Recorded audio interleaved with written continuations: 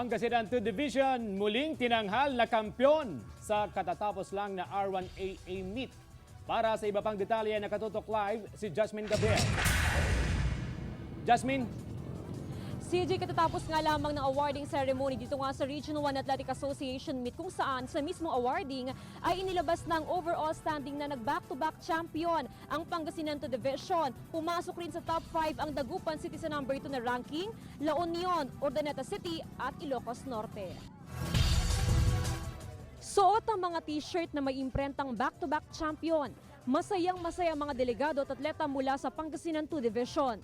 Ang kanilang division kasi ang nakahakot ng pinakamaraming gintong medalya at muling kampiyon sa Region 1 Athletic Association Meet R1AA 2016.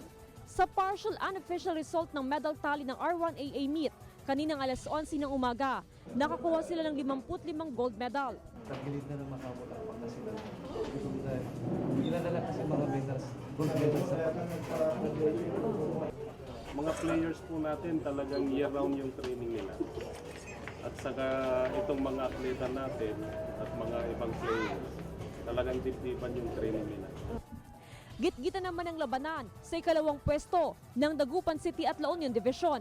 naging more competitive talaga. Ibig sabihin yung mga ibang division, even though they are the cities, against provincial divisions, naging more competitive na ngayon. Kabilang sa mabibigyan ng parangal ngayong hapon, ang 12 anyos na si Princess Benique Buyawe na record-breaking ngayong taon dahil nalagpasan niya ang record sa high jump sa nakalipas na 3 taon. Itinanghal naman na best male athlete ang 17 anyos na si Lodovico de la Cruz Jr. matapos makakuha ng 6 na gintong medalya. Masaya po. Kasi nakamit ko po yung gusto kong target na maging makukulat yung laro. CJ, sa official result na hawak natin, nakakuha ng 70 gold ang Pangasinan 2 Division na kung saan sila ngayon itinanghal na back-to-back champion. Para makasama natin at makausap natin ang superintendent ng Pangasinan 2 Division, makakasama natin si Attorney Donato Balderas Jr. Congratulations, sir. Maraming salamat po, ma'am. Okay. Sir, ito bang pagiging champion natin ngayon ay inasahan po natin simula pa lamang ng laro? O paano ho ba anong assessment natin so far sa performance ng ating mga atleta? Maganda po yung performance namin. Determinado po yung kupunan namin, ma'am. Kaya na-predict na ho namin na kami talaga ho magcha-champion ngayong taon.